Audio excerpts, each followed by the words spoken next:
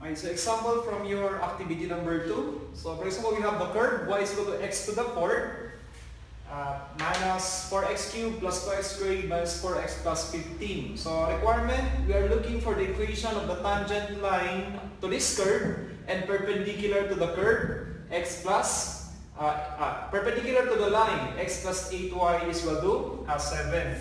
So again, if we are to state the relation for the relation of the slopes of perpendicular lines. So the slope of the first line should be equal to the negative reciprocal of the second line if they are perpendicular. So from your analytic geometry.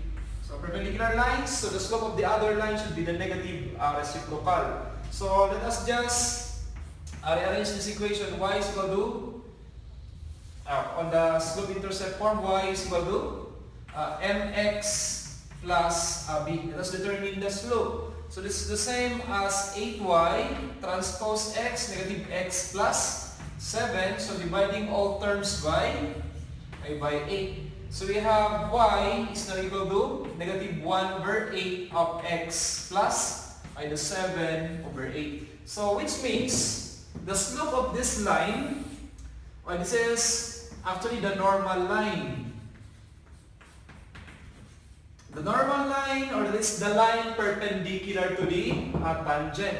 So the slope of the normal line is, right, we have that is as negative 1/8. So to determine the slope of the tangent line, m sub t is equal to the negative reciprocal of the other slope. Okay. So negative 1/m sub n. So what will be the slope of the tangent line? So this is for the tangent line. Yung may slope niya is we have m sub t is now equal to negative. That is negative 1 all over. The slope of the normal line is negative 1/8. So yung slope dapat ng tangent line natin is dapat positive. Okay, positive 8. Okay, we are to use the function. So we need to determine the first derivative. We have y is equal to x to the 4th minus 4x cubed plus 2x squared minus 4x plus 15. So first derivative will be y prime 4x cubed minus 3 times 4 is, this is 12x squared plus 2 times 2, this is 4x negative 4 or minus 4, then 15 will be 0. First derivative of a constant. So we have the y prime. Okay, the y prime is equal to the slope of the tangent line. We are looking for the equation of the tangent line. So ang slope daw dapat ng tangent line is the negative reciprocal of the given perpendicular line. So we have the slope of the tangent line is equal to 8 and dapat yun yung ating magiging y prime. So sa video day, we have, this is now 8 equal to 4x cubed minus 12x squared plus 4x minus 4. I think all terms are divisible by 4 just to simplify. This is the same as 2 equal to x cubed minus 12x squared plus x minus 1. So we have, this is now x cubed minus, so this 12 divided by 4 is, this is 3. So we have x cubed minus 3x squared plus x, negative 1 minus 2 is now negative 3 equal to 0 or minus 3 equal to 0. So from this equation, all we have to do is factor out to determine the values of x or determine the roots.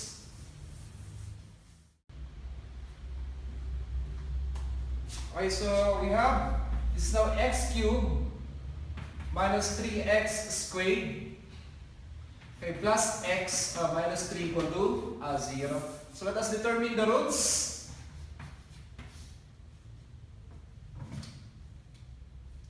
So I'll be just using calculator na lang para mas mabilis. Or you can factor out, or you can do it manually sa algebra. Kaya lang yun nga, medyo mag-prolong tayo.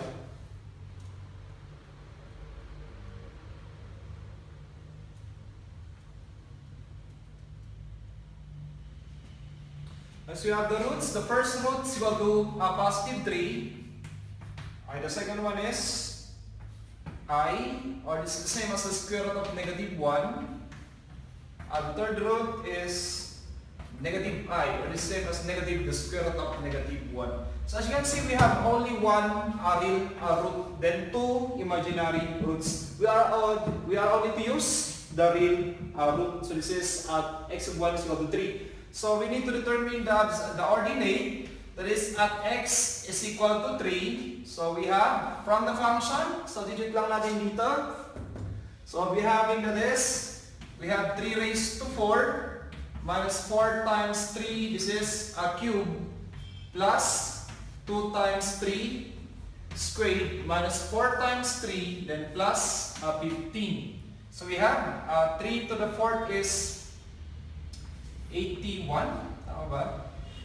Then minus, okay, 4 times 27 is 100, 108.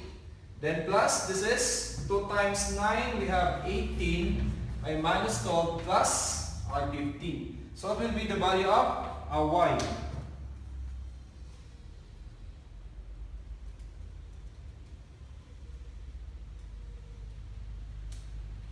So we have in the value of y as negative 6.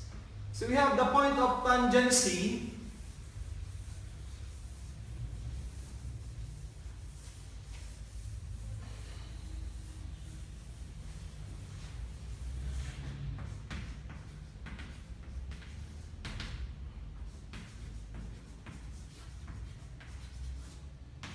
The point of tangency is at positive 3, negative 6. So we have the slope equation, and the slope of the tangent required, this is the value of the y prime. Yes, okay, so we have, yes, the required tangent slope is equal to, kanina, that is, I think, positive 8 yung required na slope ng tangent line. The same as the y prime. So we have the slope is equal to y minus y1. This is divided by x minus x of 1. The required slope of the tangent line is 8. Y minus, we have negative 6. This is divided by x minus, negative, positive 3. So by cross multiplication, this is 8x minus 24 is now equal to y plus 6. So if we were to further simplify, the tangent line will be equal to 8x minus y is now equal to, transpose ko lang yung 24 sa kabila, that is 24 plus 6, we have 30. So this will be the tangent line of the given curve that is for perpendicular dun sa initial line natin kanina. So this is this example is from your activity number 2, I think the last question.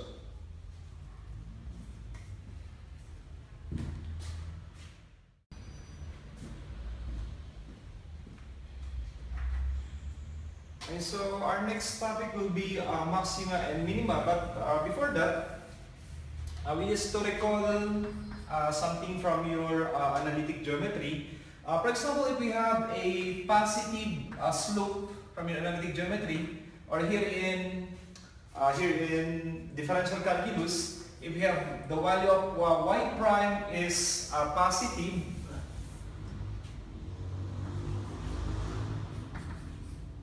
if we have a positive slope, it means that we have a slope that is upward to the right. Okay, so it only means that the function is we have an increasing function. But for the cases, for example, that we have a negative slope, or here in differential calculus, this is negative y prime, that is a function that is downward to the right, which means it describes that the function is decreasing. Okay, so let us apply this basic concept from your analytic geometry to maxima and minima. So for example,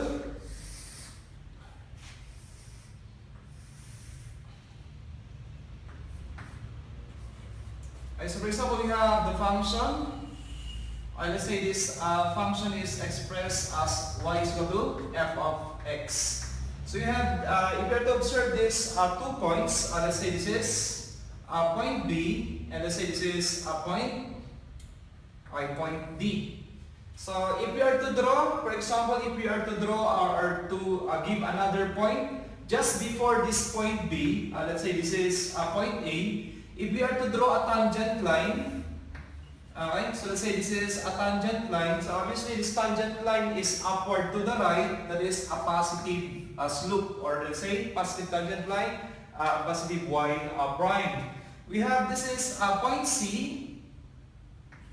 So if you are to draw a tangent line, okay, this is downward to the right. So let's say this is negative y prime. That is a negative slope. So at this point, this function is decreasing. By the way, at a positive slope, the function is increasing, then decreasing. Then again, if you are to draw another point, let's say this is point E. If we are to draw another tangent line, this is a positive slope, again upward to the right, so it means again the function is increasing. So if you are to observe point B and point D, alright, so point B and point D are described as the critical points. So if you are to observe for example, we have point B. Okay, the slope just before point B, it is a positive slope. Then just after point B, we have a negative slope. If we have this negative y prime, if we have this pattern, okay, just before the point is, or just before a critical point is positive, then just after a given point is a negative slope, we may assume that this critical point B is a maximum. Okay, then again, if you are to observe the slope just before and just after point D, so for point D, we have the slopes just before, that is at point C, that is a negative slope. So this is negative y prime. Just after point D, we have point A, so we have that is positive y prime. So if we have that pattern, negative slope, then positive slope just before and just after a critical point, we may consider this as a minimum point. So pag sinabi nating maximum, not necessarily na siya yung highest point or highest value of the given function. It is the highest point, or it is a higher point compared to its neighbor points. So kung for example dito sa point B, mas mataas siya compare sa mga points na malapit sa kanya. So it doesn't mean na siya yung highest. For example, this function is up to infinity. So pwede pang umabot yun ng infinity. Yan. So it is not actually the highest point, but it is maximum dahil mas mataas siya compare sa mga points na malapit sa kanya. Then the same way with point D, kapag point D is a minimum, it doesn't mean na it is also the lowest point. It's just mas mababa lang siya. Point D is lower compared to its neighboring points. Kasi sabi natin, pwede pang umabot ito sa infinity if it is not restricted. Okay?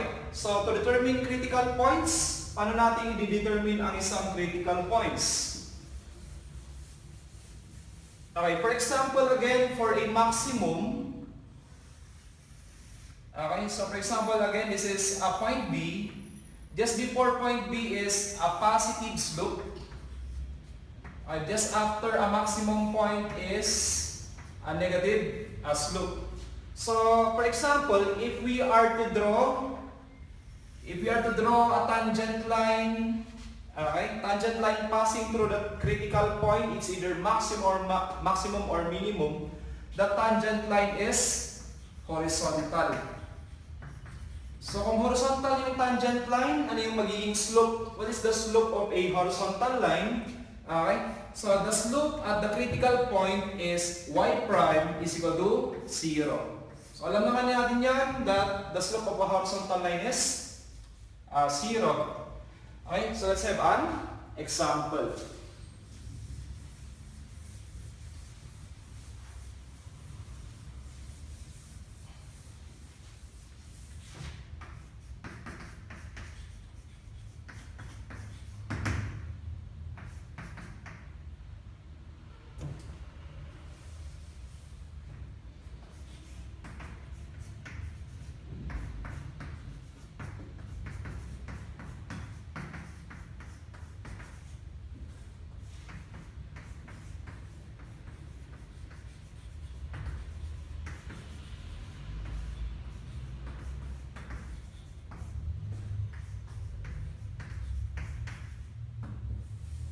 Okay, so let's have an example for maxima and minima. So we have the function y is equal to 1 over 3 x cubed minus 1/2 of x squared minus 2x plus 2. So we are required to determine the critical points. Then later on, alamin natin kung ano yung mga point na yun is either maximum or minimum. So first is from the function. From the function, we have y is equal to 1 over 3x cubed minus 1/2 x squared, okay, minus 2x plus 2. So again, kailangan natin yung first derivative for a reason. At the highest point or at the maximum point or at the minimum point, y prime should be equal to 0. So let us determine the first derivative. We have y prime is equal to 3 over 3. This is x squared. That is 3 minus 1. Bring down the exponent. Minus, bring down the exponent 2 over, okay, 2, x, 2 minus 1 is the same as 1, minus 2x, derivative is 2, then constant 0. So if you have to simplify, this is now y prime is now equal to, we have x squared minus x minus 2. So this will be the equation of the slope, or the equivalent of y prime. Okay, so ulitin ko lang ulit. So sabi natin, at maximum point or at minimum point, y prime is equal to 0 or the slope is equal to 0. So set y prime equal to 0. So this is now 0 is equal to x squared minus x minus 2. So we can factor that out to determine the value of x. So it's the same as 0 equal to the factors will be x plus 1 and x minus 2. So it's the same as x squared negative 2x plus x negative 2. So we have an equivalence of x. This is x plus 1 is now equal to 0. The first value of x is negative 1. Then we have this is x minus 2 is equal to 0. That is x equal to positive. Okay, positive 2. So let us determine the points wherein we'll be having a slope of 0. So meron tayong dalawang points dito. Then alamin natin it's either those points either those points is siguro yung isa is maximum, yung isa naman is minimum. Okay, so we have x is equal to negative 1. Okay, so from the function we have y is equal to 1 over 3x cubed minus 1/2 of x squared minus 2x plus, okay, plus 2. So substituting negative 1, this is y is equal to 1 over 3, this is negative 1 cubed minus 1/2, negative 1 squared minus 2 times negative 1, okay, plus 2. So we have the equivalent of y, this is now negative 1 over 3, positive minus 1/2, positive 2, then that is plus 4. So we have y, let's say I'm using 6. 6 over 3 will be negative 2. 6 divided by 2 is negative 3. Then 6 times 4 is, this is 24. So we have the value of y is now equal to negative 5 plus 24 is positive 19 over 6. So one of the critical point will be, this is negative 1, positive 19 over 6. So that is one of the critical point. So gamitin natin yung isang value of x. Okay, one value of the x is, let's say this is at x is equal to 2. So again, from the function, y is equal to 1 over 3 of 2 cubed minus 1 over 2 of 2 squared minus 2 times 2 plus, okay, plus 2. So we'll be having y is now equal to, okay, 2 cubed is 8 divided by 3 minus, this is 2 raised to 2 is 4 divided by 2 is 2. Negative 2 times 2 is, okay, 4 plus 2.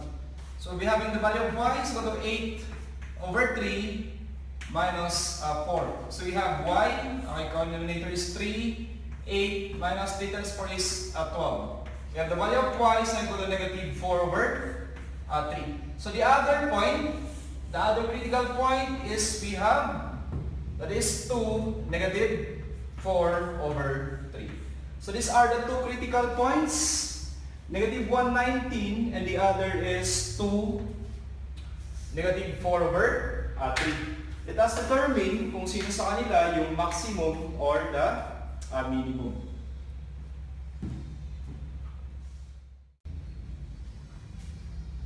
Okay, so we have the critical points, negative 1, 19 over 6, and 2, negative 4. So if we are to observe, first this one, let's say this is negative 1 from the number line, we have 0 and negative 2. So we need to determine what will be the slope of the tangent line just before and just after this critical points. So we have the slope equation, y prime is equal to x squared minus x minus 2. Okay, yung slope equation natin kanina, all is the same as the first derivative. So we have the point negative 1, 19, 16. So negative 1 just before. So sabihin natin this is before negative 1.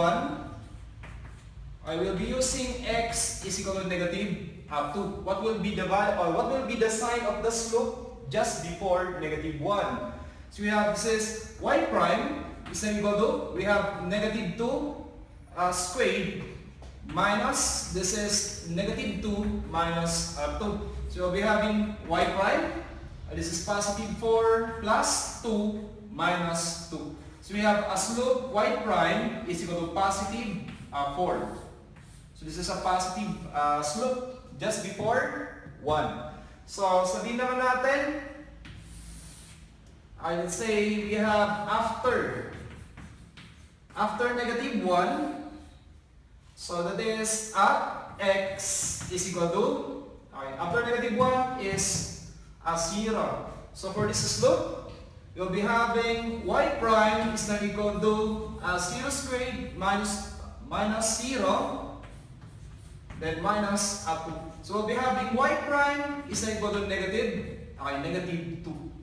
Okay, so ano yung mga sign? What are the sign just before and just after this critical point? So for the critical point, so sabi natin yung first slope niya just before, this is positive. Then just after, what happens to the slope? Just after, the slope is now negative. So if we are to observe that, if we have a positive slope, then a negative slope, then for example, this is the function, okay, this is a negative slope, positive slope, then negative slope, which means this point is a maximum.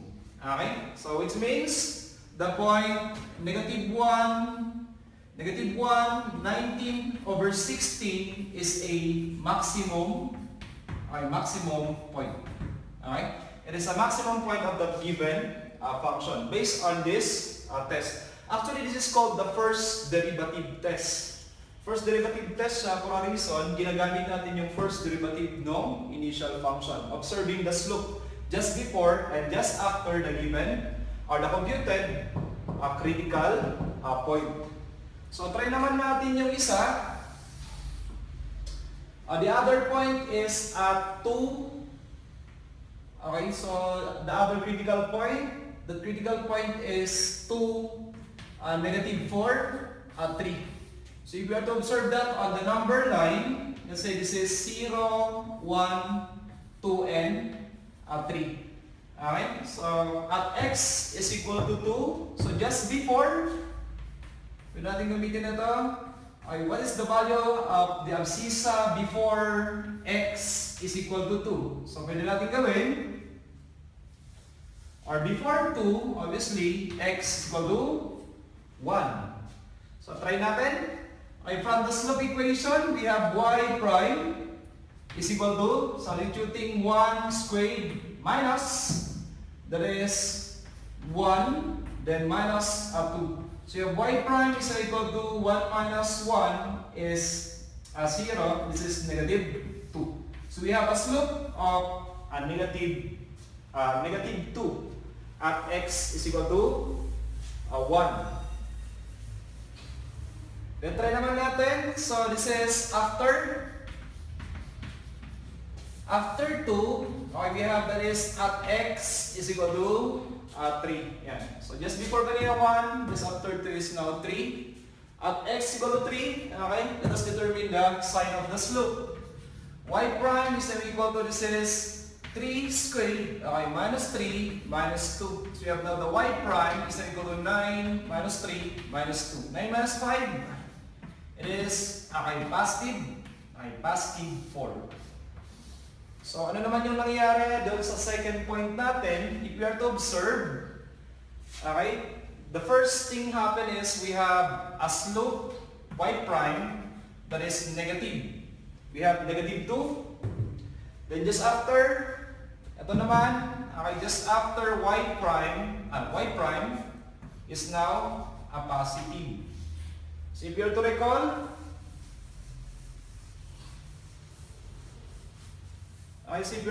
that if we have a negative slope first, okay, negative slope, then a positive slope. So this will be a negative slope, then positive slope, which means, okay, negative y prime, then positive y prime. Okay, this point is a minimum point. So we may conclude that the coordinate to negative 4 over 3 of the function is a minimum. Alright, so this is first derivative test using the first derivative of the function, observing the slope of the points just before and just after a critical point.